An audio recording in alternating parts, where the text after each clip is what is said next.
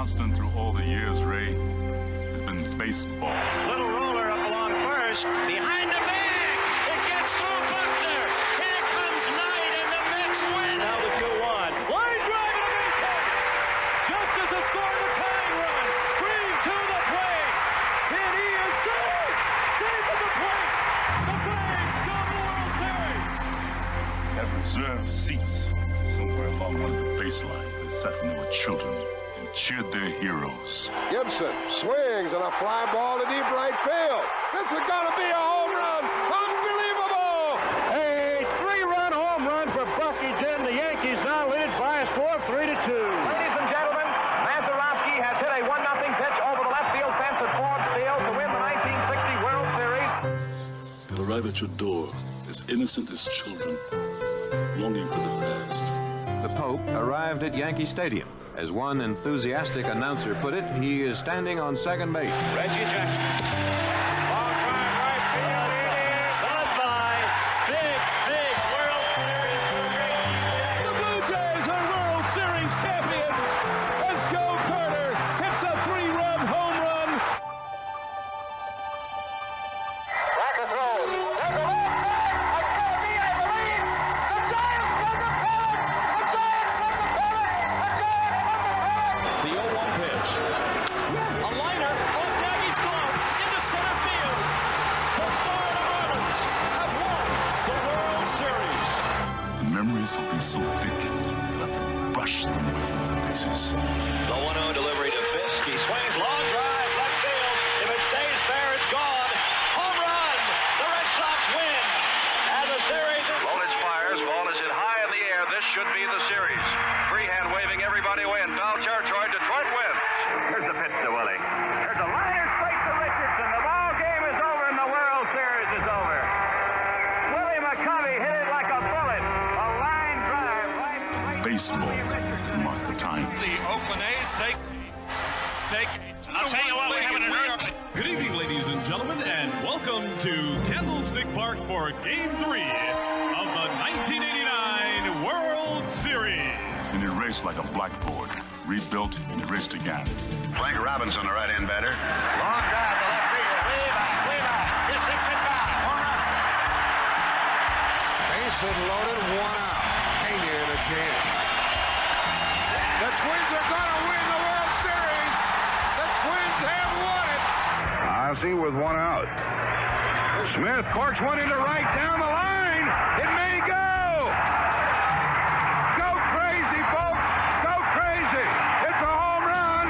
And the Willie Mays just brought this crowd to its feet with a catch,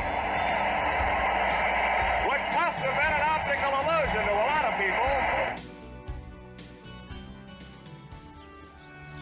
This field, this game, is a part of our past, Ray. It reminds us of all that once was good, and it could be again.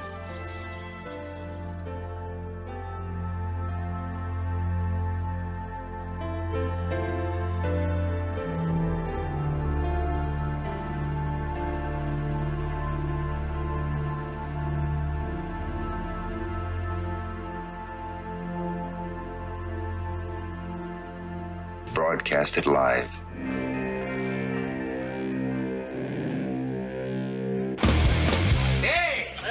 Who wants to have some fun?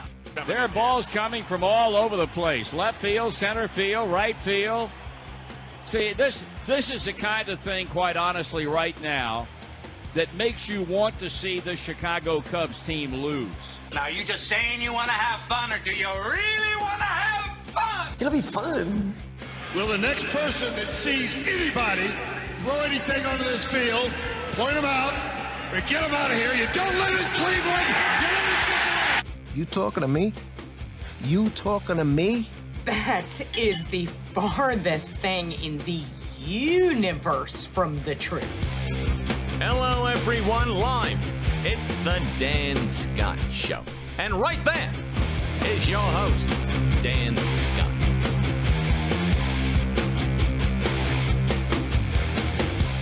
All right. Good morning, everybody, and welcome to the Wednesday edition of the program. I am indeed Dan Scott. Hope that your day is going well and that the chilly weather and the rain that has dropped on us this morning hasn't dampened your spirits for the day, pun intended. Boy, what a busy day yesterday. What a very, very profitable night for Brett Harker's Paladins down in Columbia. We're going to spend a bit of time talking about Furman's win over the Gamecocks here in just a bit, including some video from Coach Harker, a couple of highlights from the game last night as well.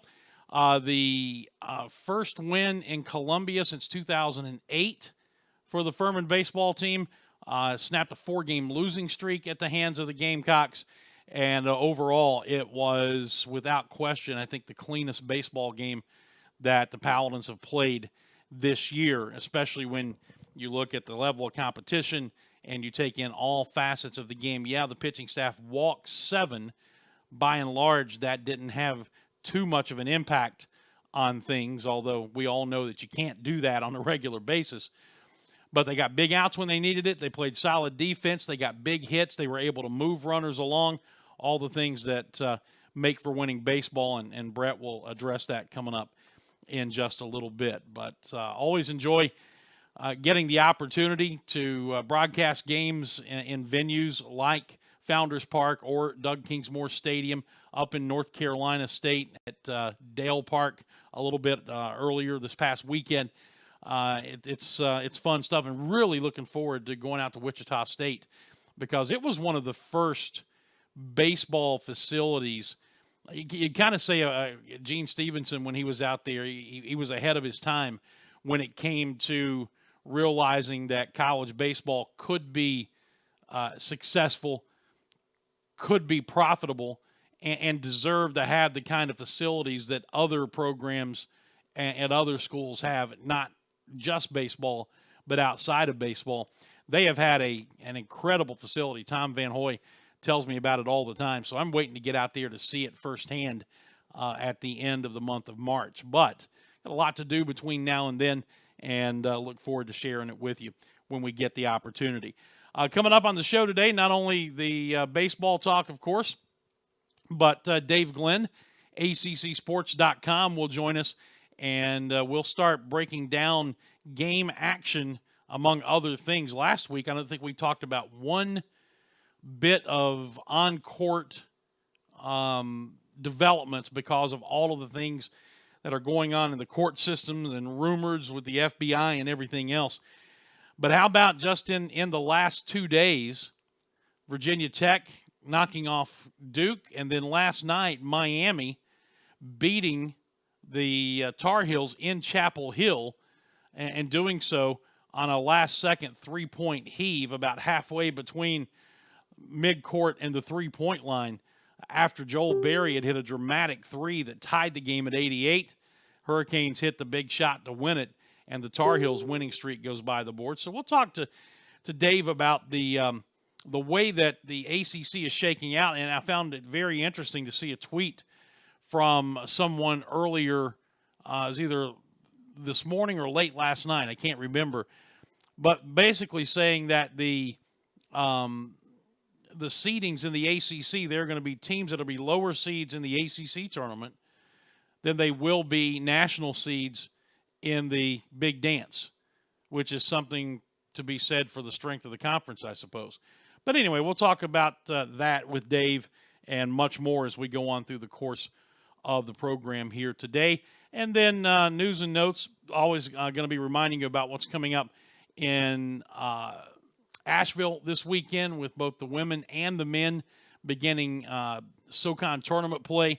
It's going to be a fun weekend. It's going to be a busy weekend, but that's the way we like it. What's the old saying? You used to always hear idle hands are the devil's workshop. If you stay busy, you'll stay out of trouble. How many of you heard especially your mother, say things like that? Busy is good.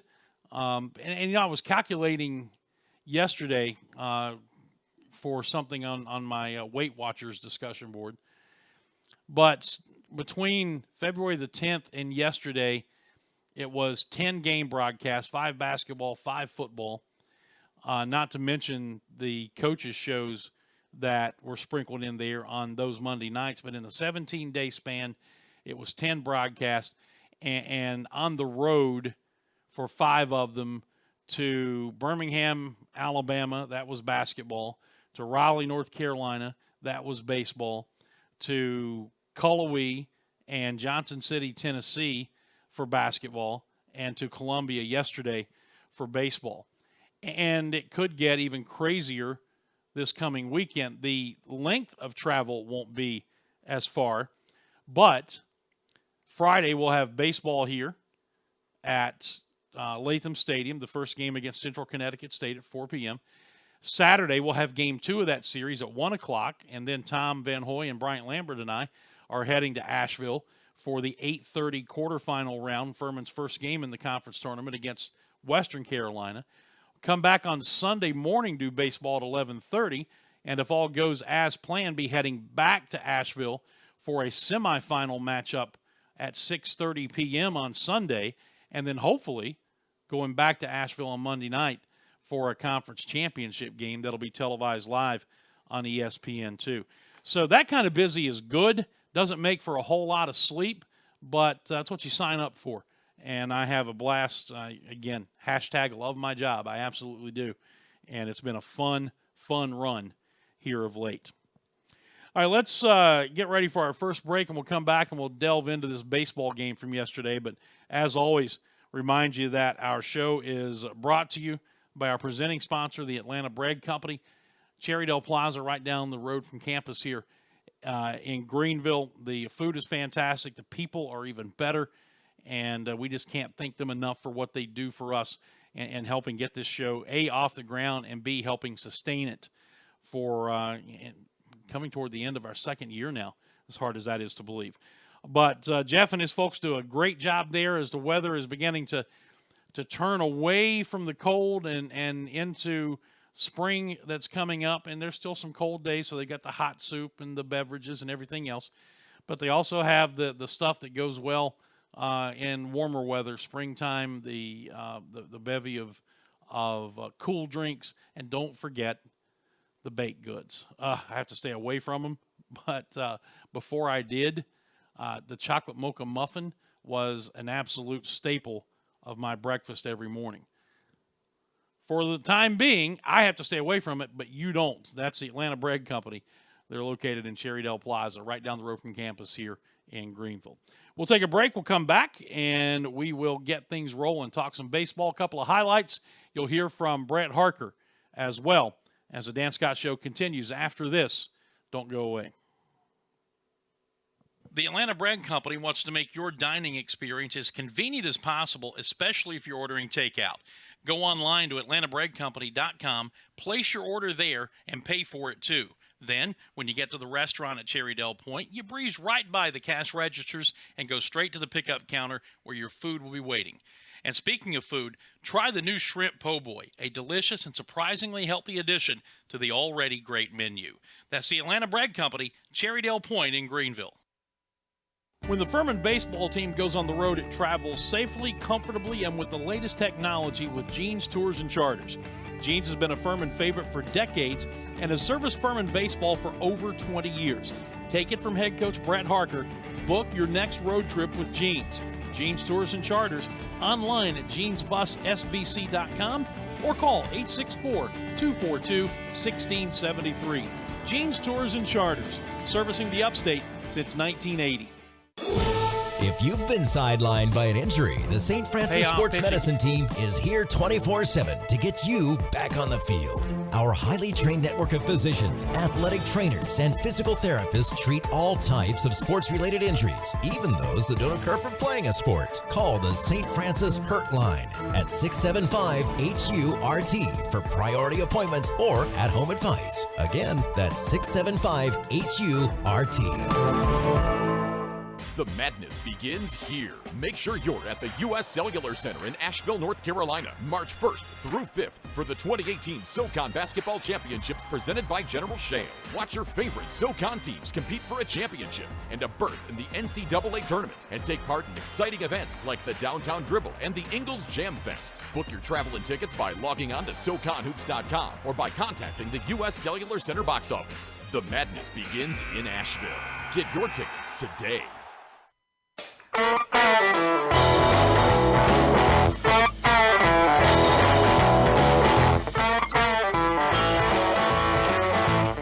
All right, we are back, I think.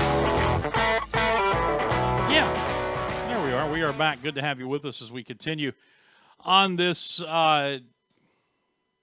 Wednesday edition of the show.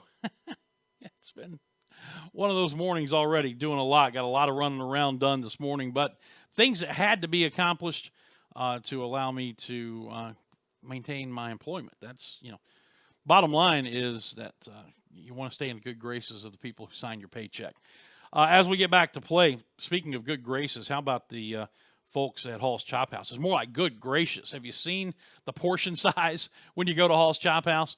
No matter what you order, when Angela and I went a couple of weeks back, I had the ribeye. She had the prime rib, and if memory serves, she got the smaller cut of the prime rib, and we both had food to take home, including some of the family size serving of sides that they had. I had another complete meal on what we took out of the restaurant. It's just phenomenal. The Allen Brothers Prime Steaks are the lead on the menu, and then everything falls into place from there. Billy and his gang do such a great job, and it's incredible, as packed as that place is every night, and I don't know how many they can seat at one time. I'm going to guess up to a couple of hundred. They still have a way of making you feel like you're the most important person in the restaurant. And that takes a lot of work and a lot of dedication by the people who work for them, and they do that. Hall's Chop House in downtown Greenville, the Greenville Steakhouse. Tell them that you heard about them right here on the show. All right, so yesterday afternoon, the Paladins go down to Columbia on the heels of a 4-game losing streak, and all 4 games, final scores were not close. Clemson last Tuesday, and then the 3-game sweep at the hands of North Carolina State this weekend up in Raleigh, and things had not gone well for Brett Harker's team, but there's a method to the madness with this early schedule, and you'll hear him talk about it here coming up in a moment as to why they're doing what they're doing and how they're using this to prepare the players for what's coming ahead. And we saw the fruits of that last night. First of all, Trent Alley was fantastic. 6 innings, allowed just 2 runs, did walk 4 in his 6 innings, but still was able to throw the ball very well, and without great command of his changeup, which was, I think Brett's term was, it was okay. He threw some better than others, obviously, but the bottom line was that the kid, I thought, took a big step forward, and we talked about it in the broadcast. This team needs someone they can count on in midweek games. You've got to be able to win the midweek games if you're going to build that resume. And last year and in previous years, getting someone who could consistently do that for you on Tuesday and occasionally on Wednesday was difficult. Well, it looks like Trent Alley has laid claim to that position now, at least for the time being, because in his 2 games against South Carolina and Clemson last Tuesday combined, now he has thrown 8 2/3 innings and only allowed 2 earned runs. 3 total, but only 2 earned runs in that time. And, against that level of competition, that's fantastic. So Trent Alley, I think, has staked his claim as, hey, I want to be the guy in the midweek. And the sophomore was outstanding again yesterday. Couple of highlights from the game. It was a 2-2 ball game going into the 7th inning, and both of these highlights come from the 7th. The first one, the Paladins have runners on the corners with 1 out. And Sims Griffith, the number 9 hitter, was at the plate. He had been asked to bunt and had fouled off to in a safety squeeze situation. And so the count went full to 3-2, and Sims, with the bunt off, decided to do something else. Take a listen. Payoff pitch again, and it's in the air, back into deep left center field. This one is going to be over everybody's head, and it's going to one-hop the wall. Scoring from third is Kay. They're going to bring the runner Hebner around. The throw to the plate is offline. Hebner dives back into the plate, tags it with the left hand. 2-run triple for Sims Griffith, and the Paladins take a 4-2 lead. He put a charge into that baby. I mean, he hit that ball hard, and the outfield was playing shallow, and they had to go a long, long way to run that ball down out on the warning track in deep left center field. As I said in the call, it one-hop the wall out there, and they Taylor Harbin brought Brett Hebner all the way from first base, and the throw was offline, and the Paladins had a 4-2 lead. Ben Anderson then hits a sacrifice fly to make it 5-2. That's the top of the seventh. We go to the bottom of the seventh. Jonathan Mao comes on and retires the first 2 hitters he faces in a total of 6 pitches, and then his control evades him. He walked the number 8 hitter on 4 pitches. He fell behind 2-0 on the number 9 hitter, got the count back to 3-2, and then just missed on the 3-2 pitch for back-to-back walks to put runners at first and second and bring T.J. Hopkins, the leadoff hitter, to the plate, representing the tying run. So it was Cullen, the first baseman, at second base, and it was Hunter Taylor, the catcher, number 9 hitter, at first. And Hopkins, who has great speed at the plate. Kimbrell goes 3 balls and 2 strikes to Hopkins, so the runners are in motion. And then Tyler shows not only does he have a great arm, but apparently he's got a great right foot as well. Runners go. The payoff is lined off of the foot of the pitcher Kimbrell, ricocheted to Crawford all the way at third, and he throws out Hopkins. And Tyler Kimbrell's the okay? Yeah, pumps a fist. And let's just go ahead and give it the hockey phrase. Kick save and a beauty. 1-5-3 on the out, and the inning is over. Always love it when you can inject a hockey term into your baseball broadcast. That was a big moment in that game. Hopkins can run, but the ball was hit so hard when it ricocheted to Crawford, it got there in a hurry, and he basically threw out Hopkins relatively easily at first base. Get into the 8th inning. The Gamecocks hit a 2-run home run to make it 5-4. Top of the 9th. It was Ben Anderson getting hit by a pitch with 2 outs, and then Jabari Richards delivering a run-scoring triple that gave or run-scoring double, rather, that gave the Paladins a big insurance run. Before that, in the bottom of the 8th inning, Grant Sherman came on to replace Tyler Kimbrell, got 3 outs with runners on base, and then pitched the 9th inning, nailed it down, gave up a 2-out base hit, and that's all. So Grant Sherman, his first career save, the Friday night starter for Brett Harker's club, and the Paladins win it by a final of 6-4. After that, Brett, we actually rode the bus back. They were already on the bus waiting on me by the time I got packed up and out to the bus out beyond the center field stands. But Brett, when we got back to the baseball building last night, stopped for just a moment, and we had this conversation. Check it out. All right, back on campus after the 6-4 win in Columbia over the Gamecocks today. Where your team's been through a lot the last week or so. This had to be extra sweet. Yeah, look, anytime you've had, our schedule here the last 4 games has been tough. But that's what we knew what we were doing. We knew build some character and build some strength. And I told the guys on the bus, I think if we didn't have what we went through the last 3 or 4 games, might have panicked there in the 8th or 9th, but that was just another ball game for us. We've played ACC opponents, played very high caliber opponents the last 4 games, and it just felt like another day at the ballpark, but we played the game of baseball very well and came up on top. A lot of guys making points for you at different junctions of the game today, and whether it was early or late, when you needed something good to happen, you were able to make it happen. Yeah, look, we had some really big at-bats. I thought this is the best we've done all year of situational hitting, moving runners over, getting sack flies. That was a big thing. We wanted to put pressure on them all game, so very early on, we set the tone that we were going to butt them over. We tried stealing. We haven't been very successful at that so far this year. We're going to get better. We're going to get better at reads and jumps. But we wanted to keep pressure on them and make them play our style of game today, and I thought we did a good job of that. What's your take on Trinidad's start? Once again, I mean, the kid went out there and competed for us. What's scary is I still don't think he's even coming close to his potential. He's got a lot left in the tank. His changeup is a plus pitch. It's just been okay lately. And just with his stuff being okay, you're seeing the way he competes. He's had 2 starts against 2 very quality opponents and done very, very well against them. So very optimistic to have a guy going like that on midweeks where the other guys playing behind him are saying, all right, we got a guy on the mound that can beat anybody. Take me through the thought process of going to Sherman in the last couple innings, your Friday night start. Yeah, so we phoned down there and just asked him what he thought, how he felt, and he said he felt really, really good. And honestly, we only wanted to go to him in the 9th.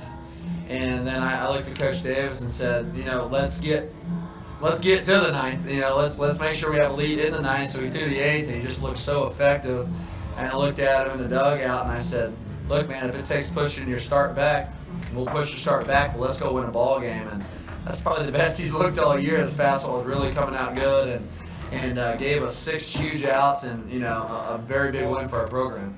The insurance run in the 9th on Jabari's double was huge. Ben getting on base. Ben's done a really good job getting on base, and then Jabari being Jabari. He drives the ball over a left fielder's head. We got the guy in motion from first base, scores from first, and that run changes the entire inning. Now you just have to focus on the hitter. Even when there's a runner on base, you don't have to worry about him stealing because his run means nothing. The guy at the plate means everything, and it lets Sherman focus on that on the hitter and change the whole inning. Man, he went out there and made it look easy, and that's fun when a senior goes out there and does that. And finally, just back at home now for a pretty good stretch, but another regional team from a year ago coming in, Central Connecticut State. Yeah, obviously not the big name that we've been playing, but another very quality opponent that is already done what we're trying to do, and that's get to the NCAA regional. And they're going to be an experienced team that's expecting to win, and it's going to be another great challenge. But I like the way we play at Latham. I like our starting pitchers, and obviously that's a huge momentum for our team tonight. Get us back on track, and looking forward to this weekend. All right, Hart. Thanks. Thank you. So there's Brett Harker after the win yesterday. It's back in the baseball building. Tried to get him to stand by the mannequin they have that models the uniform in there, so it looked like the mannequin was interviewing him, but decided not to. I still think it would have been great theater. In any event, the Paladins win it. Record is now 4-4. The losing streak goes by the board, and it's on to Central Connecticut State this Friday, and we'll have more about the broadcasts from this weekend coming up in just a little bit. Before we go out to break, a reminder about our friends at Security Complete, which is an upstate home and business security company, locally owned. The installers, the service guys, you're going to know who is coming into your home. You don't have to worry about them subcontracting the work out to somebody else. A combined 40 years of industry experience. The systems are all customer-owned, no contracts. They're not going to get you into a 2-year contract or even more. Once you get the system, you own it, and then you can go month to month, stay as long as you want, and you'll want to stay for a long time because the technology is cutting edge, low overhead, and all that equals more savings for the customers, and their monitoring rates are significantly less per month than the competition. And they cover it all: intrusion, fire, video, carbon monoxide, and they're fully automated. The thing I like about it is I come back up on screen here for just a moment is I can arm it and disarm it, do all that completely right here from my phone. And I don't have to be home to do it. My wife can set the alarm, and when I'm out late doing a ball game, and I can come back and just disarm it from the phone to get into the house. So they've got all the advantages, and you don't have to worry about some big company trying to rope you into something or trying to or not knowing where your calls are coming from or anything else. Security Complete, find them on Facebook at Security Complete. I actually shared their page on mine yesterday if you want to go check it out. And the phone number, 864-546-0360, 864-546-0360 for Security Complete. All right, let's take a break. We'll come back. Dave Glenn joins us on the other side. Dan Scott Show continues in just a moment. Hey, Furman fans, it's baseball season. Here at Ingles, we know that as you root for the home team, sometimes you want more than just peanuts and Cracker Jack. And while we do deliver on your favorite ballpark classics, we're proud to offer a packed lineup of everything you need to make your next meal a home run. Ingles, a proud sponsor of Furman Baseball and the official grocery store of Furman Athletics. Go Dins! Life's healthier when you're backed by a Greenville Health System primary care doctor.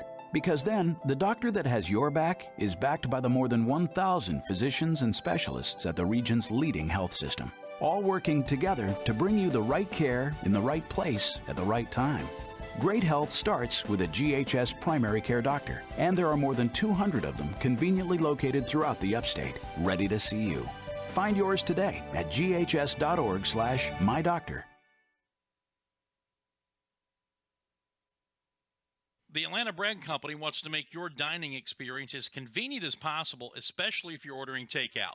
Go online to atlantabreadcompany.com, place your order there, and pay for it too. Then, when you get to the restaurant at Cherrydale Point, you breeze right by the cash registers and go straight to the pickup counter where your food will be waiting. And speaking of food, try the new Shrimp Po' Boy, a delicious and surprisingly healthy addition to the already great menu. That's the Atlanta Bread Company, Cherrydale Point in Greenville. The madness begins here.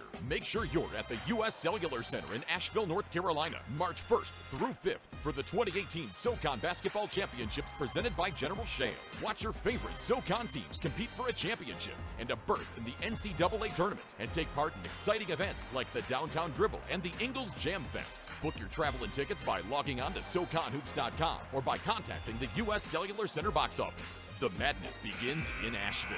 Get your tickets today.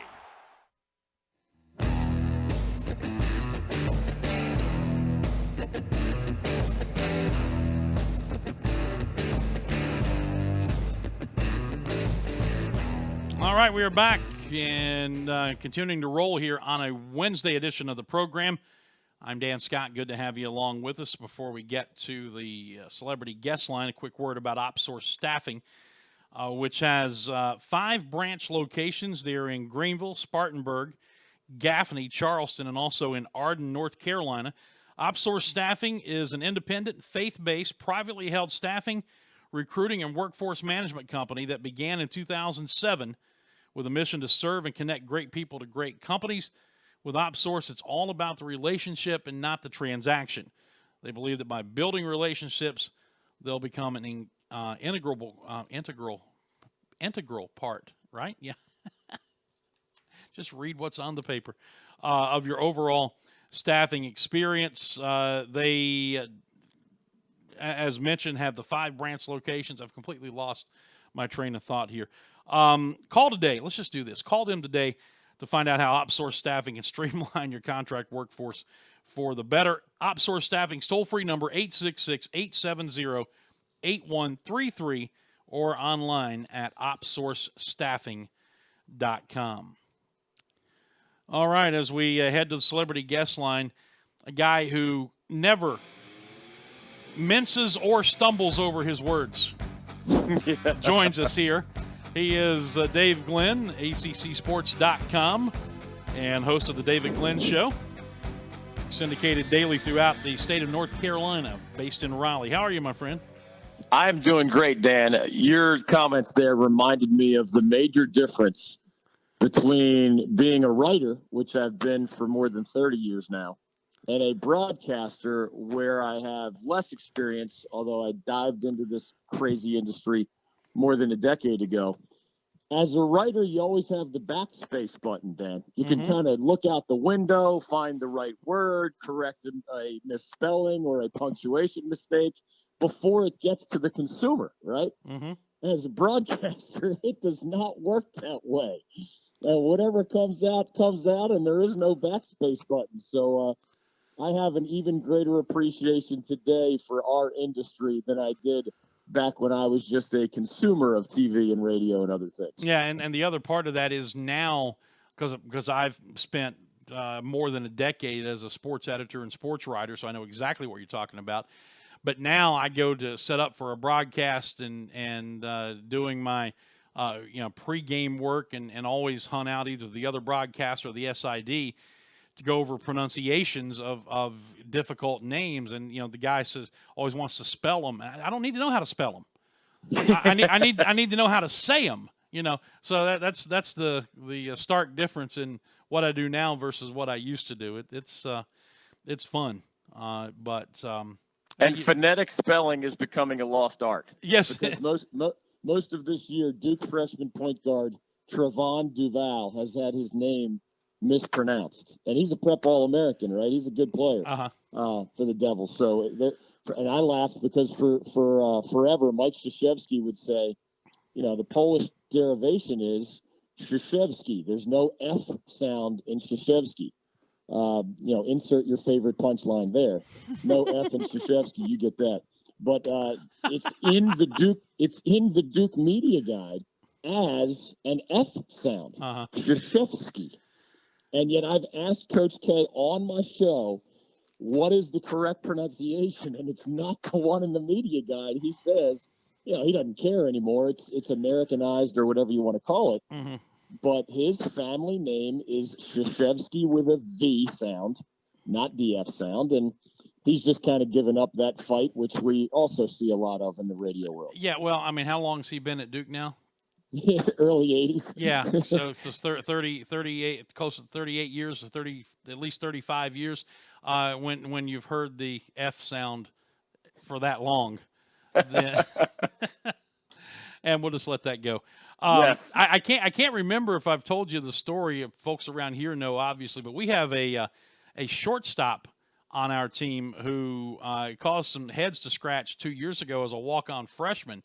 Phenomenal player. He has won the starting shortstop job. But pronounce this name for me, Dave Glenn. Huebner. I would guess. Well, I would start with Hebner. Okay. And then get corrected. Yeah, okay. You would be wrong.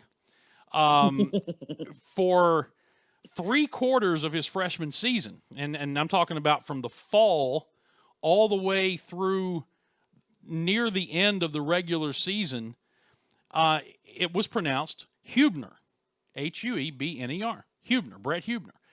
Sure. I have a conversation, just a casual conversation with his dad one day before a series at VMI. He says, by the way, not that it's a big deal because it happens to us all the time, but the name is actually pronounced Huebner. Dave, the kid went that long with his name being pronounced wrong, and he didn't tell anybody. It's amazing how many examples of that there are out there. And basically people just chalk it up, right? Whether they're calling to make a hotel reservation or even something more important like, most of the way through my college career. And the play-by-play man for my own school has been getting it wrong, and I never mentioned it to anybody. You should try National Hockey League names, Dan, because there's always or often an American version of some Swede's name or a German's name or a Finn's name, etc. Mm-hmm. And then there's, their kind of native tongue version. And most of them just stopped caring. And even the play-by-play man for their team just kind of picks one or the other. But every once in a while, heck, Chris Corciani is one of the great point guards in ACC history, a Wolfpack basketball legend. He's become a friend of mine over the years. And he says that when he is either in the northeastern United States or in Miami, where he grew up, South Florida, it's pronounced one way. And when he's in the state of North Carolina, where he still has Wolfpack fans revering him to this day, it's pronounced the other way. It's either Corciani one way or Corciani the other way. And he just says he stopped caring a long time ago, and he's not even sure which one is right. Yeah. As a coach told me a long time ago, it happens to the best of us, and son, you ain't the best of us. So just don't call me late for dinner, right? Exactly. Hey, we'll try to get some on-court discussion this week, although I think we may end up drifting into some other areas. But as we come down the stretch here in the final week of regular season play, in the league. We have seen this week already, we've seen Virginia Tech upset Duke, and then last night Miami in a thrilling end knock off the Tar Heels in Chapel Hill to end their 6-game winning streak. So as the ACC tournament is looming a week from now, things are starting to ramp up. The play is beginning again to show how deep this league is. Yeah, there's no doubt about it, Dan. Other than Virginia, which, as it heads to Louisville tomorrow night, is just head and shoulders above everybody. I mean, how often do we see a team possibly win the conference regular season standings by a 4-game margin, right? That has not happened often in ACC history.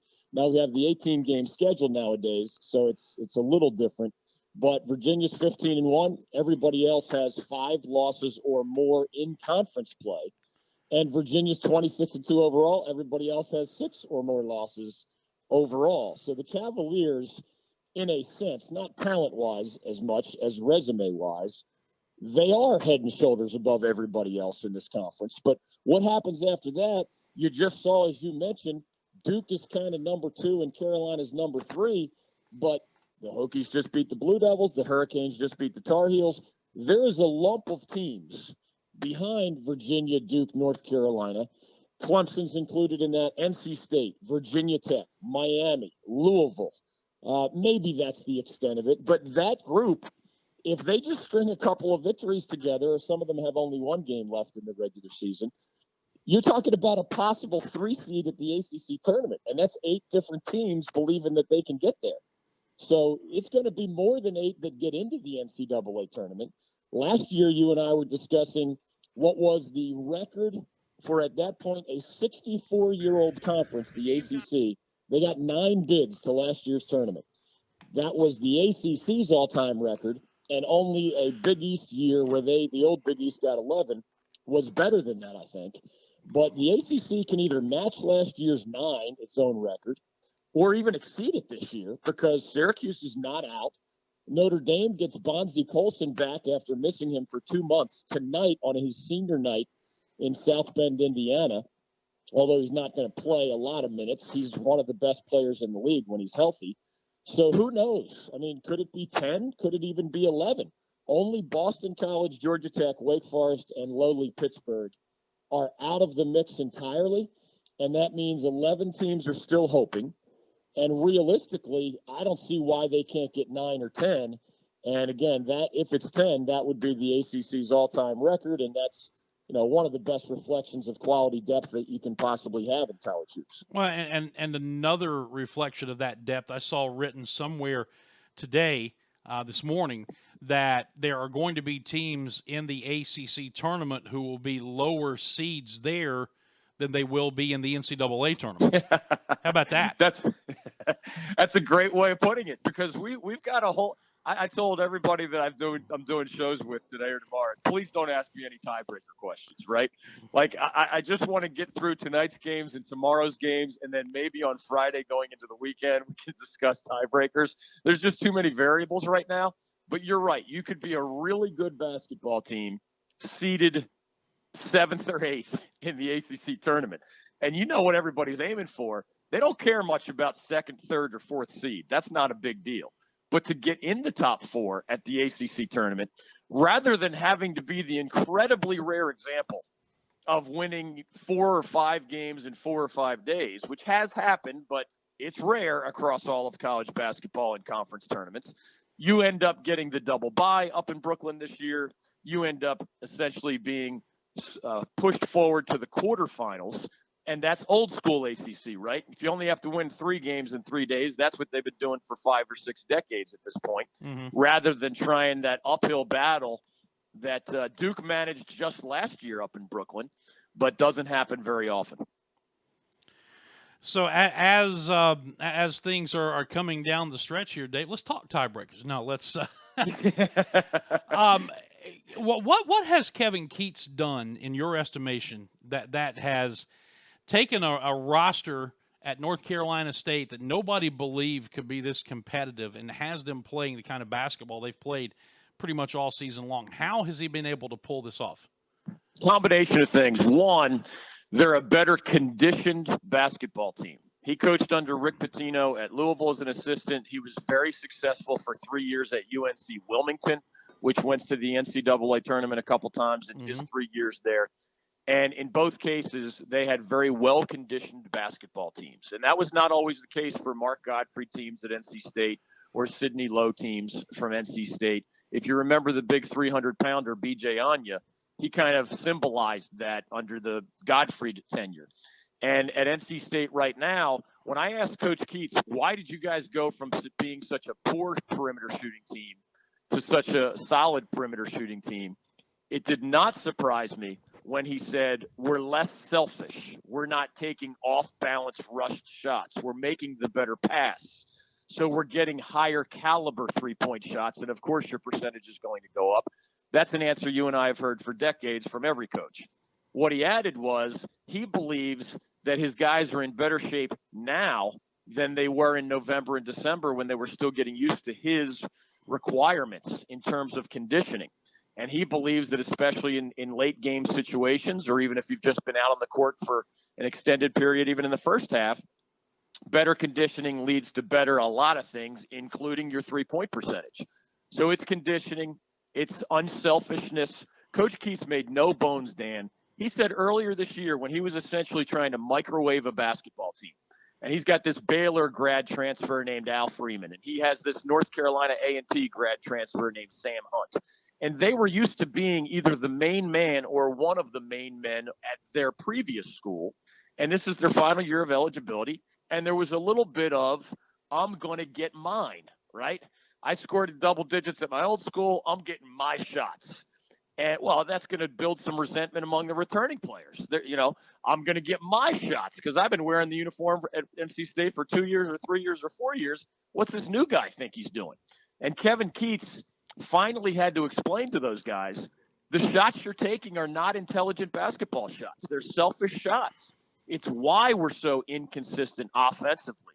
If you're willing to trust your teammate, if you're willing to stop worrying about your stats personally, if you're willing to play for the name on the front of the jersey instead of the name on the back, this team's going to get better and your efficiency personally is going to get better.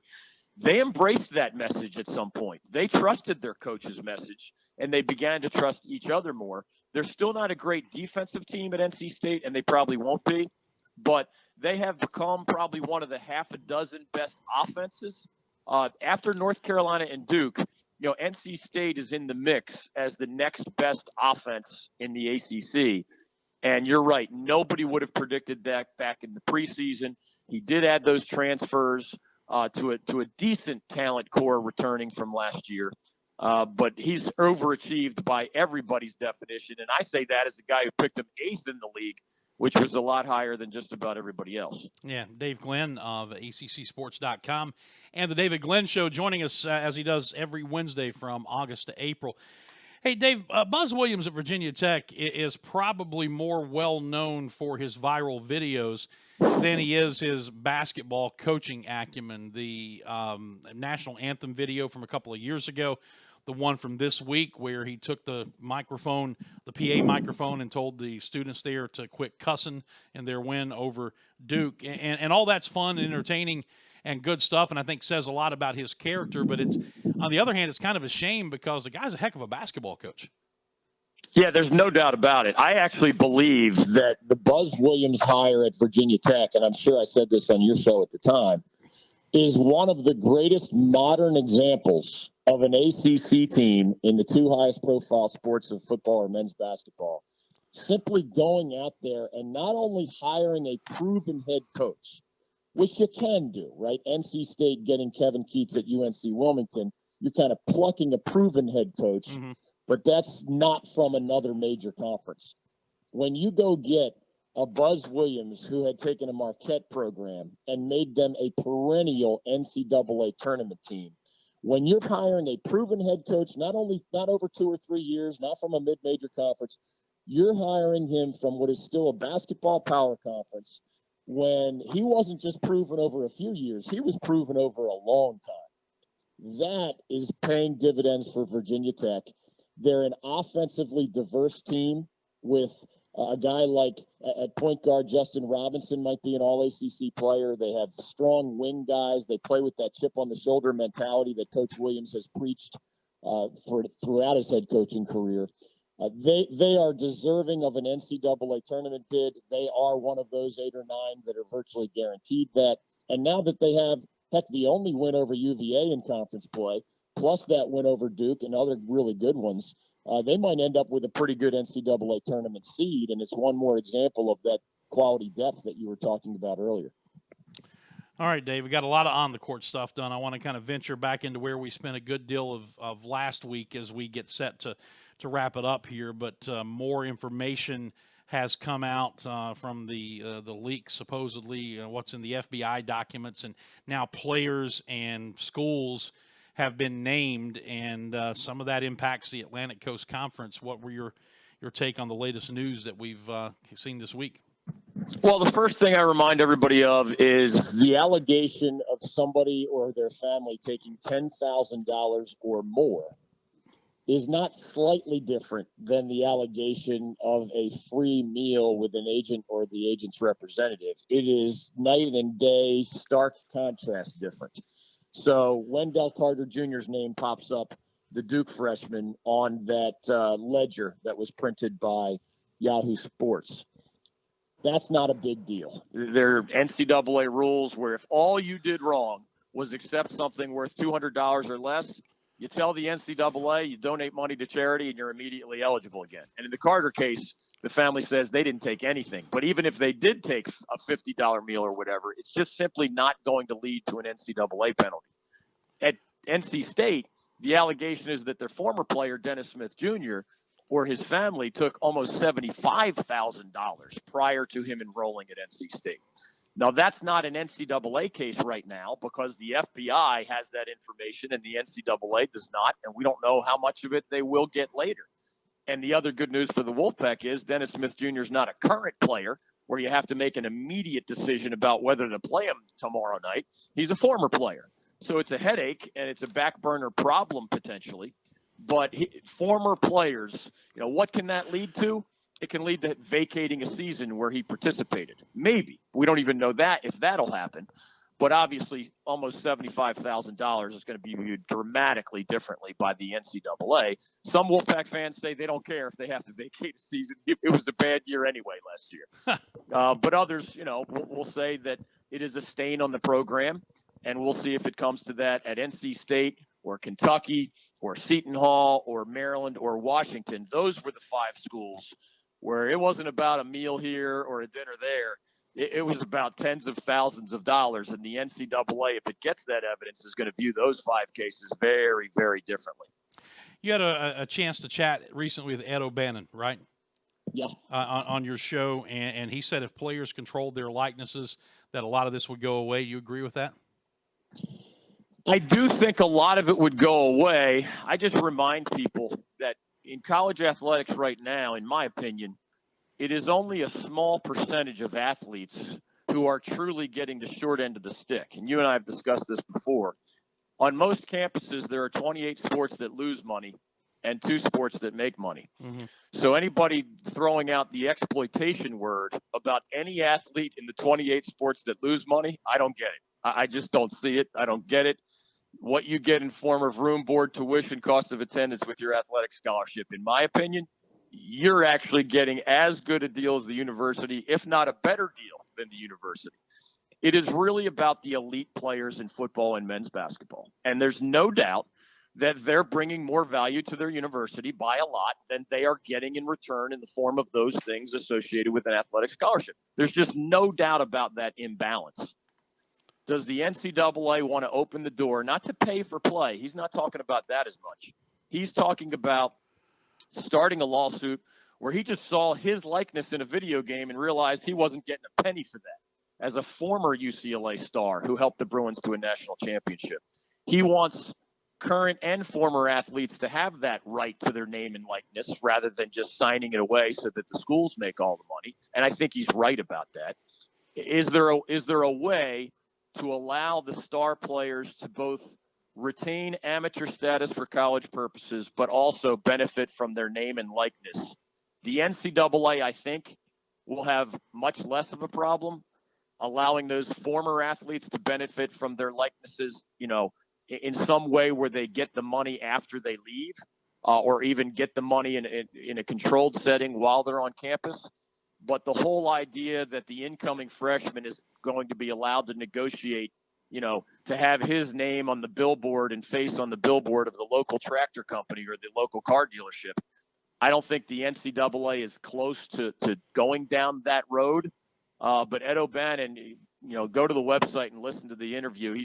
He's a very humble man. He's not in it for the money. There's no financial, pot of gold at the end of the rainbow for Ed O'Bannon. He's truly doing this on fairness and philosophical principles for the college athletes of yesteryear, but also the college athletes of today and moving forward.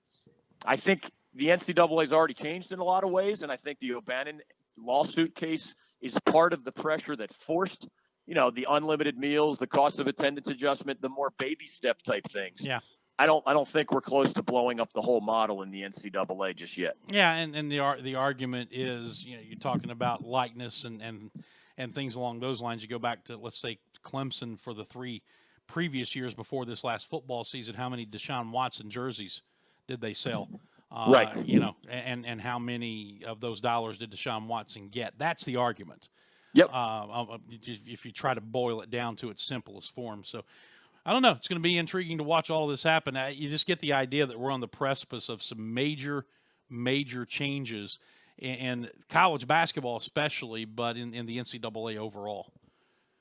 Yeah, and it'll be interesting to see, how do they handle the dichotomy? How do you handle the fork in the road where really it is only a relatively small percentage of athletes in 2 sports? How do you treat them differently without violating Title IX law, gender equity law, or having to pull away from the NCAA somehow, or even have a different governmental structure under the NCAA umbrella? Can you do that for football and men's basketball? Obviously, schools have resisted that for decades in many ways. And to me, it's kind of trying to solve a problem with a sledgehammer rather than a scalpel when you just say treat everybody the same way. Right. There aren't the same challenges in every sport. And even on a college basketball or football team, the highest profile guys like Deshaun Watson, they're in an entirely different situation than, say, the third string safety. Mm-hmm.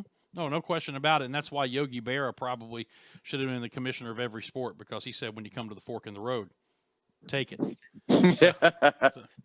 One of the great Yogi quotes of all time. Which may be what the NCAA has done, and that's why they're in the mess that they're in now. Hey, Dave, tell everybody how they can find out more about what you're doing on a daily basis. If you listen to Jay Billis of ESPN, he'll tell you that Yogi Berra would be a better NCAA president than Mark Emmert. Yeah. And Jay's on our show today, so that'll be interesting. ACCsports.com, Dan, is the place to go. Our quarterly glossy magazine, our newsletters in between, and our all-day, everyday football, basketball, recruiting. We have more numbers and metrics and analytics there than ever before on football and men's basketball. So it's March Madness. We'll get into the coaching carousel soon. We have a lot of recruiting all the time in football and men's basketball. If you like those things with an ACC flavor, we hope you'll follow us at David Glenn Show, at ACC Sports. Those are 2 of our Twitter handles. And online, always remember it's at ACCsports.com. All right, my friend. We'll talk to you again next week. Have a good day. You too, Dan. Take care, bud. All right, that is Dave Glenn, ACCsports.com. And the David Glenn Show. We'll step out for a final break. We'll come back. But before we go, let me take care of some business here, because I'm really excited about telling you about Ridge Media. Kenny is coming to see me tomorrow. And after talking about it and planning on it for really a few months now, looks like it's about to come to fruition. We're going to get a website put together. It's going to incorporate everything that we kind of do here, along with some other things. And if all goes according to plan, Ridge Media is going to be the ones who put it together. They're a one-stop shop based in Greenville. They do logo, print, and web design, as well as search engine optimization and marketing. Their clients range from startups like mine to Fortune 500 companies, which I would maybe like to be someday. But they're locally owned. a marketing firm with offices in both Greenville and in Charleston, but they're based here in Greenville. If you want to get a free consultation, like I am tomorrow, it won't cost you a penny. Call 354-6175, 354-6175 for Ridge Media. And as always, please tell them that you heard about them right here on the show. All right, one final quick break, and we'll come back to put a wrap on things here on this Wednesday edition of the Dan Scott Show right after this. Holding, number 79, defense, first down. I'm also holding a party tonight. Great call by the official. Looks like we've got another flag on the field. Holding, a Pepsi.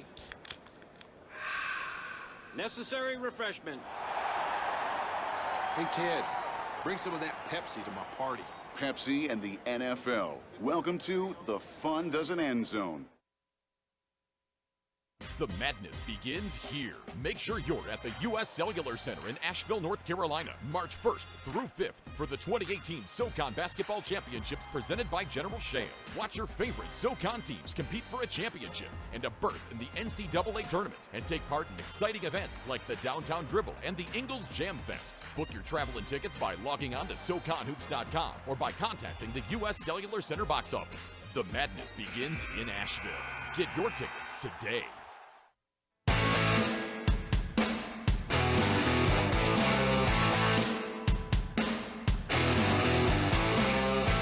Final segment of the program. Our thanks to Dave Glenn for joining us. As always, great stuff every time the guy is on. Word about the Walk a Mile Project. You see the logo there on the screen. It's a 501c3 nonprofit humanitarian aid organization whose goal is to organize, build, encourage, and invest in ways to meet the physical needs of impoverished communities around the world. What do? Well, they encourage and equip groups on how to go, how to prepare for a trip, how to form a trip, how to raise funds, and how to do when they get there, how to build houses, feed a village, conduct medical clinics, etc., etc.